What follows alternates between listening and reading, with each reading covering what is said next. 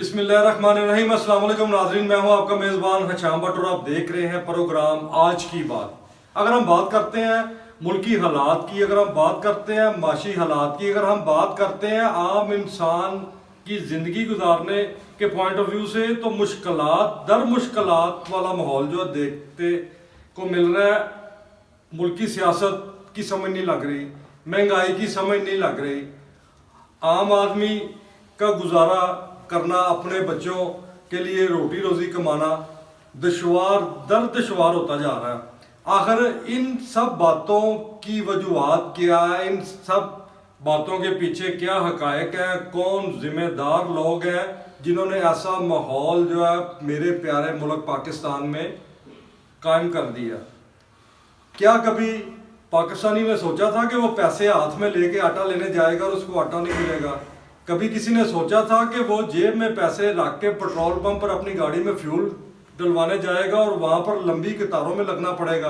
क्या कभी किसी ने ये सोचा था कि जो मौजूदा सियासी सूरत हाल है उसमें जो सियासी लीडरान है मुख्तलिफ जमातों के, वो सवाए तोहमतें लगाने पर या एक दूसरे के खिलाफ बयानबाजी करने के अलावा पाकिस्तान की खुशहाली के लिए भी कुछ करेंगे? मौजूदा सूरत हाल को देख कर क्या लगता है कि हम जिस दौर में गुजर रहे हैं, क्या हम इस दौर में गुजरना चाहिए? इसी पर बात करेंगे। मेरे जो प्रोग्राम में आज मेरे साथ मेहमान मौजूद हैं, किसी तारुफ के मुताबिक नहीं, सियासी और समाजी शख्सियत है जनाब फैसल मुजीबुर शामी साहब, और जो मेरे दूसरे मेहमान हैं माहिर कानूनदान advocate high court Munir Ahmad Bhatti साहब। इनसे ये बात करके देखते हैं कि ये जो मौजूदा सियासी सूरत हाल देख रहे हैं आप, मौजूदा माशी सूरत हाल आप देख रहे हैं, जो हमारे प्यारे मुल्क पाकिस्तान के बासी हैं, पाकिस्तानी को दरपेश आप मसाइल देख रहे हैं, क्या इन सब की जो वजूहत है वो सियासी जमातें हैं या अवाम खुद है या कौन है जिसकी वजह से हमें इस किस्म के मुश्किलात वाले माहौल में सांस लेना पड़ रहा है? शामी साहब, मैं आपसे ये जानना चाहूँगा, आपने हाल ही में देखा है कि ये जो सियासी लड़ाइयाँ चल रही हैं, सियासी फसाद चल रहे हैं, परवेज़ इलाही जो है उसके घर पे रेड किया जाता है, ये पुलिस गर्दी करवाई गई है या पुलिस खुद ही पुलिस गर्दी कर रही है या कोई सियासी इंतकाम है? इनके ऊपर जो मुकदमा दर्ज हुआ है परवेज़ इलाही के ऊपर, क्या वाकई ये मुकदमा इन पर दर्ज होना चाहिए था या सियासी इंतकाम के पॉइंट ऑफ व्यू से परवेज़ इलाही पे मुकदमा दर्ज करके बाद में उनके घर पर पुलिस की फोर्स भेजकर तमाशा लगवाया गया? क्या ये कोई पीडीएम जमातों का किरदार है इसके पीछे या परवेज़ इलाही खुद इस सब के जिम्मेदार है? औज़ु बिल्लाहि मिनश शैतानिर रजीम, बिस्मिल्लाहिर्रहमानिर्रहीम। ये देखें, सबसे पहले तो अगर आप बात करें जनाब चौधरी परवेज़ इलाही साहब की, साबिक़ वज़ीर पंजाब हैं और एक बहुत बड़ी पार्टी थी मुस्लिम लीग काफ, उसके वो रहनुमा भी रहे और उसके बाद उन्होंने आपको देखें कि अपनी जमात छोड़ दी और वो अपने साथियों समेत जनाब इमरान खान साहब की जमात में शामिल हो गए। और फिर देखें चौधरी परवेज़ इलाही साहब जो हैं उनका एक अपना वक़ार है, रख रखाव है और एक बुज़ुर्ग सियासतदान है और वो हर दौर हुकूमत में हुकूमतों में रहे हैं, ऐवानों में रहे हैं, हर हुकूमत में गुजारतों के मज़े उन्होंने लिए हैं। तो अब भी साबिक़ वज़ीर पंजाब थे, तो उन्होंने इमरान खान साहब जो जिनके साथ उनका इत्तेहाद था उस वक़्त, उनके कहने पे उन्होंने असम्बलियाँ तहलील कर दी और उसके पंजाब असम्बली भी तहलील हुई और केपी की असम्बली भी तहलील हुई। और जब असम्बली तहलील हुई तो उसके बाद से फिर आपको पता है कि एक नया सिलसिला शुरू हो गया कप्तान साहब की जमात में, क्योंकि वो पहले हुकूमत में थे, अब वो अपोजिशन में आ गए। और यही परवेज़ इलाही साहब पहले पंजाब हुकूमत में थे, एकदम उन्होंने हुकूमत छोड़ी और उसके बाद फिर वो अपोजिशन का हिस्सा बन गए।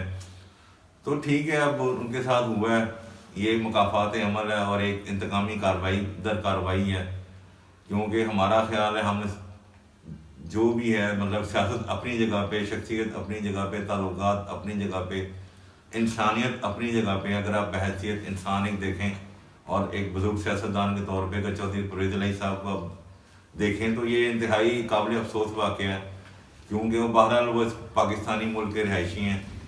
और इसी तरह मतलब एक अब आपने बात की कि इनके जो पुलिस ने चढ़ाई की, अब उसके पीछे वफाक वाले कह रहे हैं जी हमें हमारा इसमें कोई किरदार नहीं, पंजाब वाले कह रहे हैं जिसमें हमारा कोई किरदार नहीं।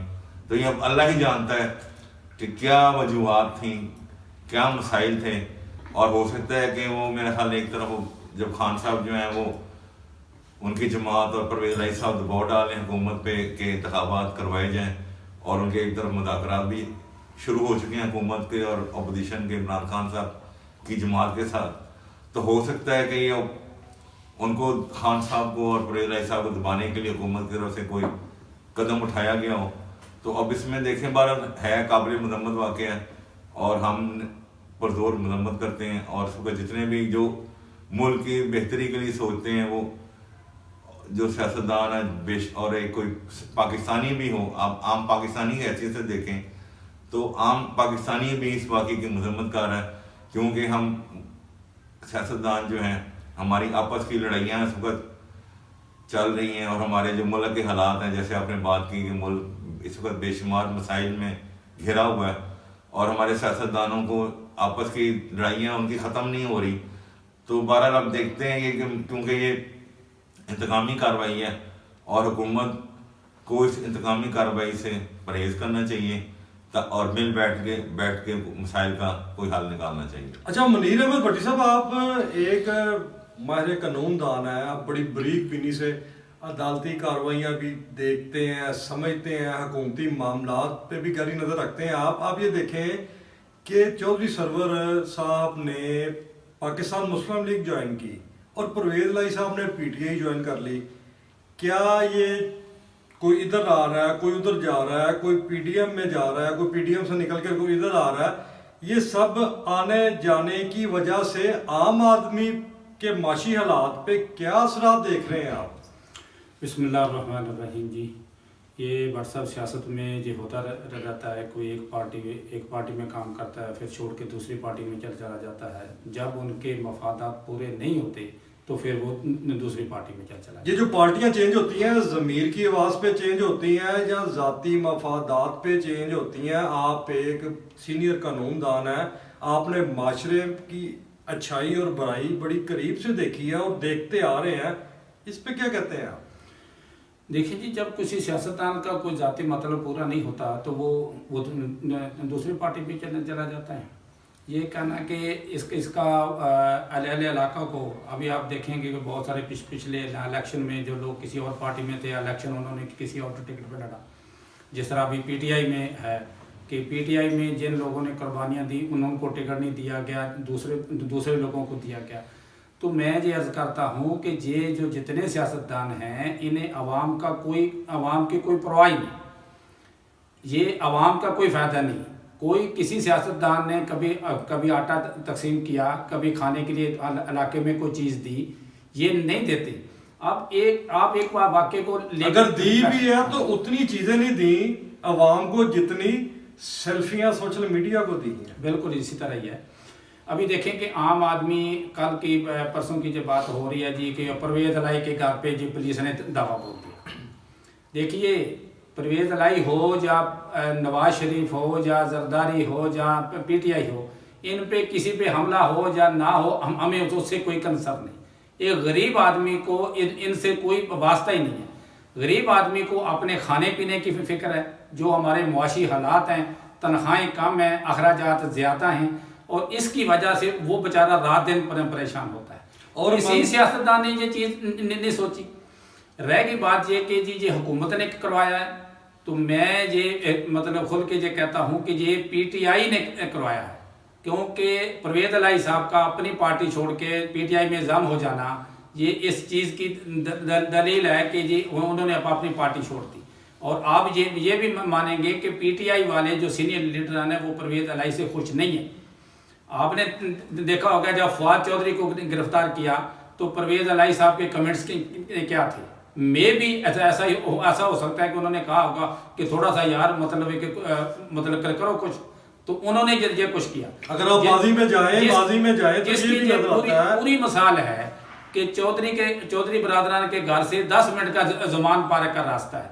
और 10 मिनट में इतनी देर यहाँ पे ये ऑपरेशन होता रहा, कोई बंदा नहीं आया। अगले दिन शाह महमूद कराची साहब तो तशरीफ़ लाए और सियासी स्टेटमेंट दे के चले गए कि जी इन्होंने तो ये किया, इन्होंने वो किया। देखिए, अगर किसी पे एलिगेशन होता है तो वो उसका काम है कि वो सामने उस अदारे के सामने पेश हो कहे जी मैं हाजिर हूँ, आप बताएं क्या बात है। आपको परवेज़ इलाही के घर में ये चीज़ हो गई, आपको जो बहुत बुरी लगी, लेकिन परवेज़ इलाही पे जो इल्ज़ामात हैं उनका जवाब भी तो परवेज़ इलाही दे ना। परवेज़ इलाही का बेटा दे, जब फैमिली दे। अभी उनके कार खास मोहम्मद खान भट्टी साहब गिरफ्तार हुए, उन्होंने बहुत सारे इंकशाफात किए, जिस इंकशाफात पे होने की वजह से एंटी करप्शन ने वो केस बनाए और वो केस चल रहे हैं। जब वो गिरफ्तार होते हैं तो तमाम बातें बताते हैं। देखें, वो इनका कार खास था और वो इस बात में जो मौजूदा जस्टिस है, जस्टिस मुज़ाहर अली नकवी साहब, उनकी और परवेज़ इलाही की गुफ्तगू हुई और इस वक्त वो कह रहे थे, जिस वक्त कह रहे थे जी कि मोहम्मद खान भट्टी साहब गायब है, उस वक्त वो जस्टिस साहब के घर में थे। अच्छा शामी साहब, आप ये देखें कि एक ज़माना वो भी था, एक वक्त वो भी था। अगर माजी में आप जाते हैं पीछे तो इमरान खान साहब कहते थे जी कि मैं परवेज़ इलाही साहब की शक्ल देखना तक नहीं पसंद करता, और आज पीटीआई में उनको एक अहम ओहदे पर फाइज किया गया। और जो चोई सरवर साहब है वो मुस्लिम लीग में चले गए हैं, कोई कहीं आ रहा है, कोई कहीं जा रहा है। दूसरी जानब जो पीटीआई के चेयरमैन है इमरान खान, वो अपने सीनियर जो पीटीआई के रहनुमा हैं उनके साथ मिलकर मुशावरत कर रहे हैं। इधर पीडीएम मुशावरत कर रही है, उधर से नवाज शरीफ साहब जो है वो टेलीफोन पे खिताब कर रहे हैं अपने सीनियर रहनुमाओं के साथ। क्या लगता है इसके सारा कुछ करने पर कोई अवाम को भी रिलीफ मिलेगा, कोई इम्प्लीमेंट का जो नतीजा निकलेगा वो अवाम के हक में जाएगा, या ये सिर्फ एक सियासी कार्रवाई है जो अवाम को चक्कर देने के लिए इस्तेमाल की जा रही हैं? सब देखें, पाकिस्तानी अवाम बेचारी बहुत मजलूम है, बहुत भोली है। जिस पाकिस्तानी भाइयों को, अवाम को आप जिस डगर पे लगाएंगे, जिस रास्ते पे लगाएंगे, वो उस रास्ते पे लग जाती हैं। बहरहाल देखें, अब आपने बात की कि बहुत से सियासतदान पार्टियां बदल रहे हैं, और ये देखें कि ये रवायत आज से नहीं, ये शुरू से ही रही है अपने हमारे मुल्क में। देखें, और पहले जब पार्टी बदलते थे आपको पता होगा, लोग कहते हैं हॉर्स ट्रेडिंग हो रही है, ये वो लोटा हो गया, ये पार्टी छोड़ के दूसरी जगह पे चला गया। और जैसे अभी भट्टी साहब ने बात की कि जब लोग पार्टियां बदलते हैं वो महज अपने और ज़ाती मफादात के लिए पार्टियां बदलते हैं। वो देखें जी, मैं फलां पार्टी में मैंने टिकट मांगी, मुझे टिकट नहीं मिली, मैं पार्टी में चलो मैं टिकट इलेक्शन जीत गया जी, मैं अब काबीना बनी, मैंने वजारत मांगी जी, मुझे नहीं मिली जी, मैं नाराज़ होकर मैं दूसरी पार्टी में चला गया। ये सिर्फ और सिर्फ अपने मतलब की सियासत है, अपने मफाद की सियासत है। और जब तक हम अपने मतलब की मफाद की सियासत से अपने मुल्क को, अपनी सियासत को निजात नहीं दिलवा सकते, ना हम तरक्की कर सकते हैं, ना हमारा मुल्क तरक्की कर सकता है, ना हमारी अवाम तरक्की कर सकती है। और हम वैसे के वैसे हम मसाइल में जकड़े रहेंगे, और मसाइल हमारे उसी वक्त निकल सकते हैं कि जब सारे सियासतदान अपने मफादात को पीछे छोड़ दें, बलाए ताक रख दें, सारी सियासत एक तरफ रख दें, मुल्क के लिए सोचें, मुल्क की मफाद के लिए सोचें, तो फिर हम जाके अवाम को भी इसमें फ़ायदा, मुल्क का भी फ़ायदा, सियासतदानों को भी फ़ायदा। अब देखें, आजकल एक बात हो रही है इलेक्शन के लिए, अब सारे सियासतदान जो हैं उसमें इकट्ठे हैं, सब मिल बैठ के एक मेज़ पे बैठे हुए हैं कि मुल्क में कब इलेक्शन हो। और देखते हैं अगर इसी तरह से मिल बैठ के सियासतदान आपस में मुज़ाकरात करते रहें, मसाइल के हल के लिए मिल के बैठते रहें, तो इंशाल्लाह नतीजा भी निकलेगा, मसाइल भी हल होंगे और हमारा मुल्क तरक्की भी करेगा। अच्छा मुनीर अहमद भट्टी साहब, आप ये देखें कि ये तो नो डाउट सबको पता है, सब जानते हैं, बल्कि सब अपनी आंखों से देखते भी हैं। जितने भी पाकिस्तानी मासूम शहरी हैं, मासूम अवाम है हमारे पाकिस्तान की, वो तो सिर्फ यही है कि चलो यार नेक नीति से, सच्चे दिल से साथ देती है अपने लीडरान का, लेकिन लीडरान जो है वो आगे से उनकी नेक नीति को चंद ज़ाती मफादात की खातर नीलाम कर देते हैं। एक देखने में ये आ रहा है कि चंद पार्टियां कह रही हैं कि इलेक्शन अलग-अलग सूबों में कराए जाएं, चंद पार्टियां कह रही हैं कि इलेक्शन एक ही दिन कराए जाएं।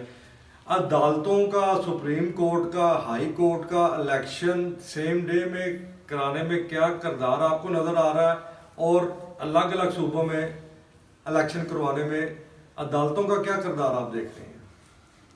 देखिए जी, बात यह है कि ये केस अभी कोर्ट में पेंडिंग है, तो जो केस कोर्ट में पेंडिंग हो उस पर कमेंट्स नहीं हो सकते। तो बात यह है कि इलेक्शन एक दिन हो या अलग-अलग हो, गरीब आदमी को क्या मिलेगा? गरीब आदमी को इलेक्शन से कोई ताल्लुक नहीं है। गरीब आदमी को अपने रोज़गार की फ़िक्र है। ये बताएं कि इन्होंने जितने से सियासतदान हैं, इन्होंने गरीब आवाम के लिए क्या किया? अब बट साहब वो दौर गया। अब हर बंदा, सोशल मीडिया का दौर है और हर बंदा जानता है किसी को कि ये बंदा कैसा है इलाके में, जो कैसा कैसा नहीं। अगर गरीब आदमी को थोड़ी सी भी कोई प्रॉब्लम होती है तो यही ये लीडरान हैं, ये थाने में जाके उसकी खाल उतार के आ जाते हैं, और वो बेचारा इतना मकरूज हो जाता है कि कई महीने वो बेचारा इनका कर्ज अदा करता रहता है। तो कोई भी सियासतदान जो ना वो मुखलिस नहीं है। बहुत कम लोग ऐसे हैं कि जो अपने हलके में जाते हैं, लोगों की बात सुनते हैं, खुशी गमी में जाते हैं, फिर वो लोग उन्होंने याद करते हैं। तो हर सियासतदान को ये चाहिए कि वो आवाम का इत्मीनान हासिल करे। आवाम के इत्मीनान के बगैर ना उसकी लीडरशिप काम की है, ना उसका किसी ओहदा काम का है। उस ओहदे को क्या करना है कि जब ओहदा लेने के बावजूद वो अपने हलके में मुंह दिखाने के काबिल ना हो। अच्छे लीडर की यही पहचान है कि वो अपने हलके में जाए और लोगों से मिले, लोगों के मसाइल जाने और गाय बगाए उनको हल करने की कोशिश करे और गरीब आदमी को अपना रिलीफ दे। शमी साहब, आप देख रहे हैं कि जो मौजूदा मुल्क की सूरत हाल है, जो पुलिस डिपार्टमेंट है उसके की वजह से या उसकी तरफ से जो एक अजीबो गरीब किस्म की दहशत जो है ना फैला दी जाती है हुक्मरानों के कहने के ऊपर। पुलिस डिपार्टमेंट नहीं रहने दिया जा रहा, जबकि उनको एक चोर सिपाही या बिल्ली चूहे वाली गेम खेलने वाले खिलाड़ियों के तौर पे वो प्रेजेंट किया जा रहा है। कभी पुलिस जमान पार्क चली जाती है, कभी चौधरी हाउस पुलिस आ जाती है, कभी बनी गाला की तरफ पुलिस का रुख कर दिया जाता है। पुलिस आ रही है, पुलिस जा रही है, वो पकड़ा गया, वो छूट गया, उसने अदालत से जमानत मंजूर करवा ली। इन सब बातों की वजह से अवाम तो डिस्टर्ब हो रही है। मजीद क्या खदशात देख रहे हैं आप? सर, सबसे पहले तो देखें ना कि हमारी पुलिस जो है वो इस वक्त महज सियासतदान जो हमारे जो कह सकते हैं उनकी गुलाम बन के रह गई है। हर जगह कोई भी काम होता है सियासतदान पुलिस को अपने मतलब के लिए इस्तेमाल करते हैं। और रवायत रही है कि जब भी कोई नई हुकूमत आती है, वो आप देख लें, कोई भी हुकूमत हो, वो सबसे पहला काम ये करती है जी कि आप ब्यूरोक्रेसी तब्दील उखाड़ पछाड़ कर दें। उसमें आप पुलिस अफसरान बदल देते हैं, उसमें आप डीसी बदल देते हैं, उसमें आप आरपीओ बदल देते हैं। उन्होंने महज और महज पुलिस को अपने मतलब के लिए इस्तेमाल करते हैं। पुलिस को फिर आप फ्री हैंड नहीं देते। फिर आप अपने जब मकसद के लिए इस्तेमाल करेंगे तो पुलिस का जो असल मकसद है वो उससे हट जाती है। और जब पुलिस अपने असल मकसद हट जाएगी, फिर आप देखें मुल्क में इस वक्त जराइम की जो सूरत हाल है, और इस वक्त वफाकी दारुल हुकूमत इस्लामाबाद जो है उसमें आप जुराइम की शरह देख लें, तादाद देख लें। इस वक्त पूरे मुल्क में सबसे ज़्यादा जुराइम हमारा कैपिटल सिटी इस्लामाबाद उसमें हो रहे हैं। और वो इसलिए हो रहे हैं कि हुक्मरानों ने हमारी पुलिस को घरों का गुलाम बना दिए हैं। वीआईपी ड्यूटियाँ लगवाते हैं, सारा दिन लाइन से मंगवाते हैं, सारा दिन रोड होता है। शाम को जी 6 बजे वजीर साहब ने गुजरना है, सुबह 9 बजे उनको उठा के वो सारा दिन बेचारे पुलिस वाले सड़क पे इंतजार करते रहते हैं कि साहब कब आएंगे, गुजरेंगे, हमारी जान छुटेगी। और साहब सारा दिन दफ्तरों में बैठे रहते हैं, शाम के टाइम निकलते हैं, रोड लगा होता है, वो जाके बहरहाल देखें। क्योंकि जब तक हमारा सिस्टम ही एक ऐसा बन गया है कि हम गिला कर सकते हैं पुलिस को, हम कुछ मतलब हमारे जो लोग कहते हैं पुलिस कुछ नहीं कर रही, तो पुलिस बेचारी क्या करे? पुलिस तो मासूम है, मजलूम है, बेबस है। और जब तक ये हुक्मरानों की अफसरशाही जो है वो उन पर सियासत से पुलिस आज़ाद नहीं होगी, तब तक पुलिस भी तरक्की नहीं कर सकती। और जब पुलिस तरक्की नहीं करेगी तो अवाम भी, आपको पता अल्लाह ही अल्लाह। तो उसका वाहिद हल ये है पुलिस के लिए आप कि बेहतरी कैसे हो पुलिस की, तो सिर्फ और सिर्फ उसको सियासी जो इजारादारी, सियासी जो मुदाखलत है पुलिस डिपार्टमेंट में, उसको ख़त्म कर दिए जाए, पुलिस को आज़ाद कर दिए जाए, तो फिर आप देखें नतायज क्या होंगे पुलिस के हवाले से। देखें नाज़रीन, ये जो मेरे मेहमान हैं फैसल शामी साहब ये सियासी और समाजी रहनुमा है। दूसरी जानब जो मेरे मेहमान हैं माहिर कानून दान है, कितनी बारीक बीनी से ये मुल्की सियासत पे नज़र रखने वाले लोग हैं। जब हमारी इनसे गुफ्तगू हुई है तो हमने तो इसी बात का अंदाज़ा लगाया है कि जो पाकिस्तान की अवाम है वो एक शऊर रखने वाली कौम है। पाकिस्तानियों को चाहिए कि वो सबसे पहले ये देखें कि कौन सा सियासतदान क्या है और क्या कर रहा है और किसके लिए उसने कब क्या किया और कब क्या करेगा। पाकिस्तानी अवाम को चाहिए कि वो सबसे पहले सियासतदानों को बड़े नज़दीक से देखें, फॉलो करें कि क्या आया इस सियासतदान का कुलिया दुरुस्त है, क्या इसके जो इक़दामात हैं वो हमारे मुल्की मफाद में है। अगर उसको नज़र आए तो उसका साथ दें, अदरवाइज़ जो बंदा हक सच के लिए लड़ रहा है उसका साथ दें। इसी वजूहात की बिना पे हमारा जो मुल्क है दिन दुगनी और रात चुगनी तरक्की की तरफ गामजन रहेगा। इसी के साथ अपने मेज़बान हशाम भट्ट को इजाज़त दें। इंशाल्लाह नेक्स्ट प्रोग्राम में दोबारा जल्द मुलाकात होगी। पाकिस्तान जिंदाबाद। जिंदाबाद।